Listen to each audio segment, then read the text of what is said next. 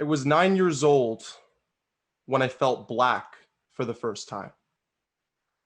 Like white without the sunburn, or too black for the white population and too white for the black population. Scratch that. I was 9 years old when I felt different for the first time. The first question that comes to mind is, why did it take 9 years? Shouldn't the question be, why did you have to feel different at all? It's funny how our brains are conditioned to assume that as an adopted child, I simply started looking into my past at age 9 out of curiosity, and not the fact that this was one of the worst days of my life. I remember that it was warm and sunny out, warm enough for a t-shirt and shorts. Excitement was building in the school because summer was coming, and so was grade 5. As soon as the recess bell rang, my friends and I took off for the Foursquare court, where we spent many days trying unsuccessfully to beat the 6th graders. Nothing was particularly different about this day, except this was the day I was going to win. About halfway through recess, I sent a nice hit across the square to knock out the king and started to walk across. "What do you think you're doing in my square, nigger?"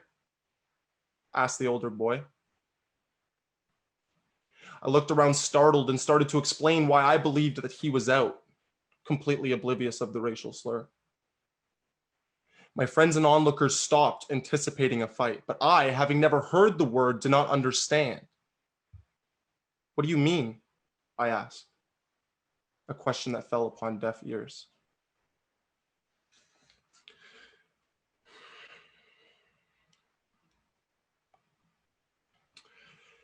Why did the air suddenly become so thick that I'm having trouble breathing?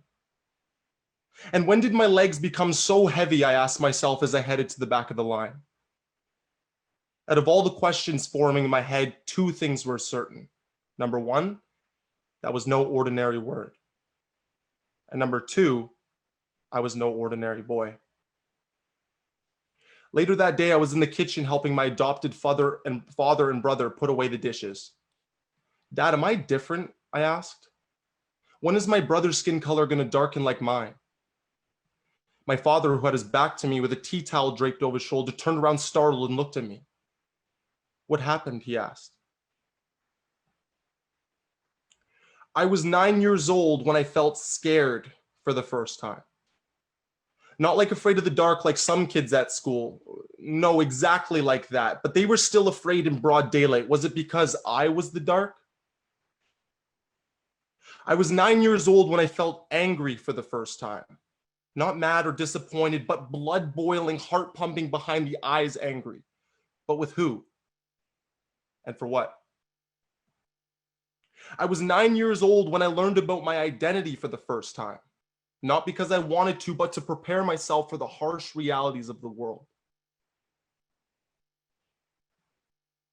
But I was also 9 years old that I learned that racists take these rights away, and not white people. A kid that could never understand that before age 9, there was no color. That somewhere along the lines, they learned that someone else was lesser than them because they didn't look the same, and that the concept cannot be unlearned, but they were wrong. Nelson Mandela wrote, "No one is born hating another person because of the color of her skin or his background or his religion. People must learn to hate. And if they can learn to hate, they can be taught to love." But like learning anything new, one must be patient and persistent. Not like learning to ride a bike with recklessness and aggression, but more like planting a flower with consistent attention and selflessness. We must also understand that while we are not planting the same flower, we are working simultaneously in the same garden. That our individual sprouts demonstrate our growth and understanding, but are still too fragile to stand alone. I was 9 years old when I felt black for the first time. Like a beautiful blend of my mother's white and my father's black. Or a caramel hazelnut blend that was neither too black nor too white to fit perfectly because there was only one human race.